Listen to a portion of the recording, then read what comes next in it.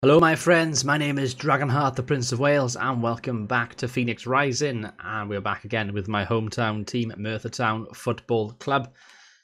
First of all, in today's episode, I wish to talk to you about my finances. Now, I've mentioned throughout the series that the finances have been a difficult sort of thing to manage for us, and we've struggled.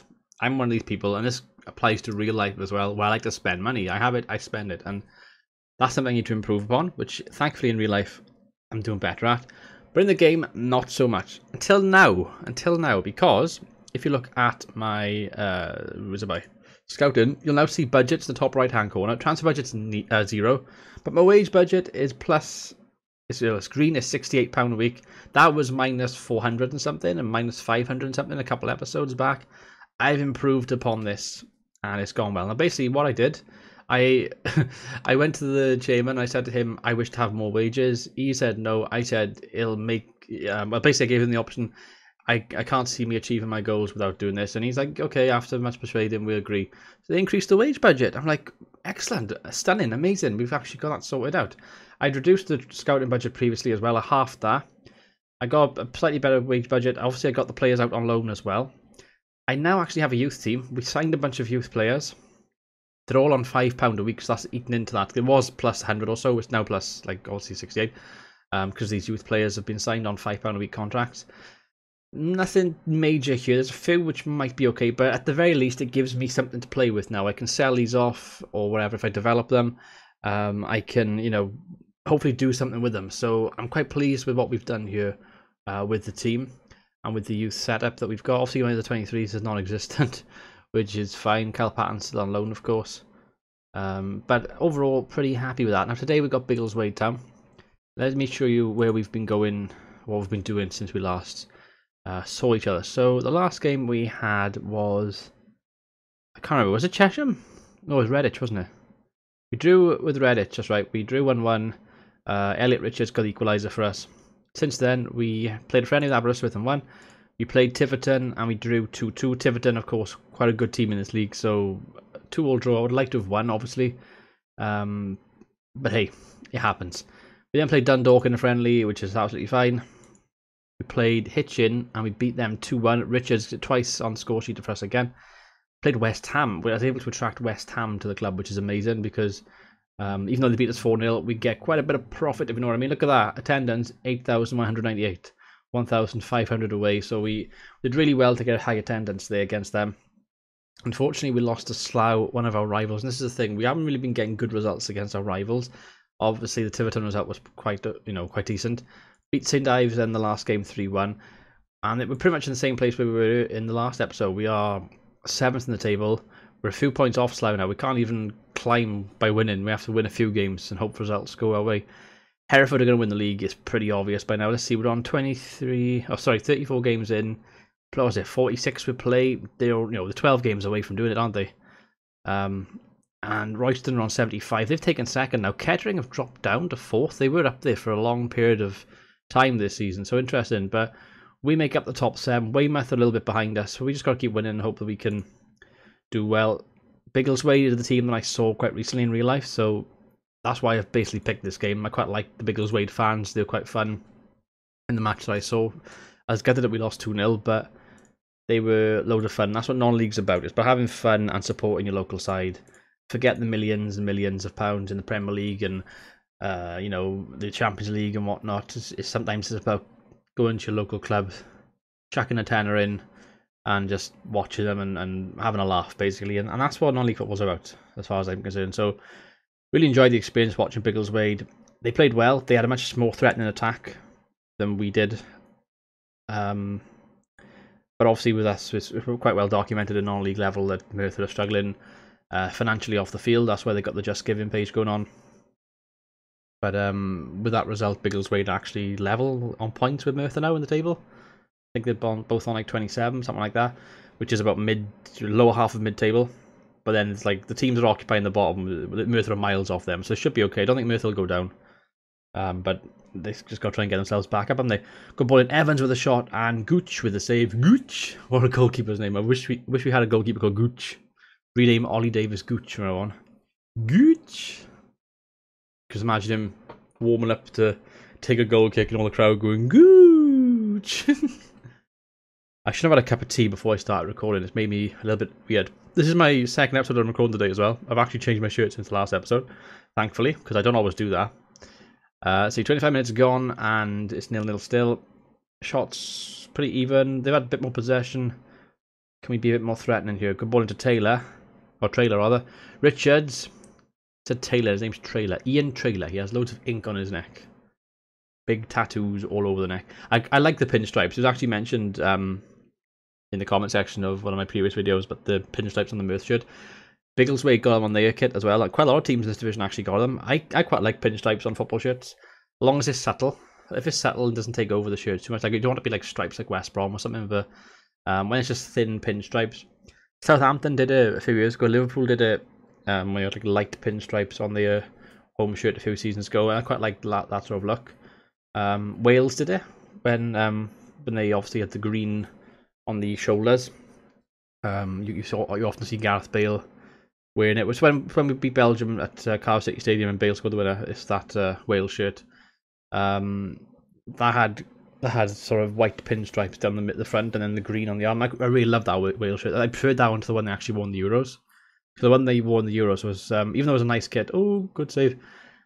Even though it was a nice kit, it was very kind of basic. It was a very basic template, whereas the one they wore before it, when it was all red shorts, red socks. I've always thought the football and the rugby should be different and the football should be all red.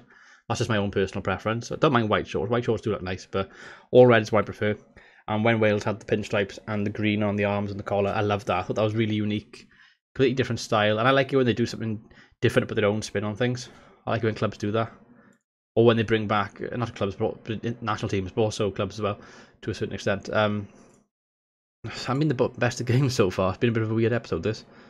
Keep going on there, we can still win this. I'm going to try and motivate my midfield. You're capable of making a difference. You are capable, guys. Go out there and do it.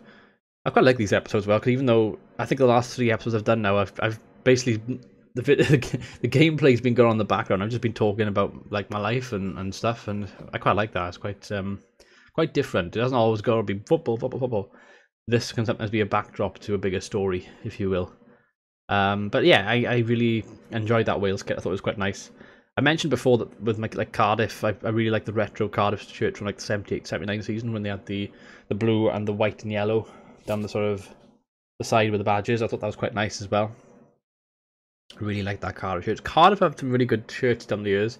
I'm in two minds about this season's Cardiff shirt. I think I don't like the sponsor. That's what ruins it for me. The sponsor just looks like Times New Roman font. It looks horrible. Gotta have a good font as well, haven't you? Let's try and change it up here, is it? Let's see. Players not playing too well. Trailer playing poorly. Let's get Chamberlain on as the right hand side. I'm gonna bring on Barford as well. He can play that role in midfield. Let's change it up a bit. We are away though, so be careful. Won't go attacking then, but we will tweak it. We'll go mixed passing a bit more and play a higher tempo perhaps. Try that out to see if that actually helps us at all. Half out to go. Let's give him some encouragement as well. Try and change things up a little bit here. Hopefully we can make a difference. Biggleswade Town. Biggleswade's in Bedfordshire. It's actually quite interesting because I've been reading about the club. That's what I like with non-league stuff. I end up reading about these obscure clubs I've never heard of or not really paid much attention to in the past, and I end up learning some new stuff, and it's quite interesting. And the thing as well, like going to watch like non-league football, like in a few years' time, for all I know, Biggleswade could end up being like the Conference Premier or something. You just don't know, do you? With a little bit of money behind them and stuff. But anyway, I read about Biggleswade, and their manager, the current manager, has been in charge for 10 years. Can you believe that? 10 years in charge of a non-league club. Barford with the ball. Chamberlain! It's Gooch. Gooch has saved it. Gooch. Right, are we going to go attacking him? Oh, this is ridiculous. I'm just surprised how poorly we're doing. I'm going to sacrifice my defensive midfielder, my DM, for Prosser, the bearded wonder. Going to play the advanced forward position. No, I've got 2 advanced forwards. Actually, no, let's go over the poacher. I don't have 2 of the same. And we're going to be a little bit more... do I go attacking? I'm going to go attacking. I'm going to play more direct. And we are going to run at the defense. Yeah, we're going to try that. We're going to try that and see if that makes any difference at all.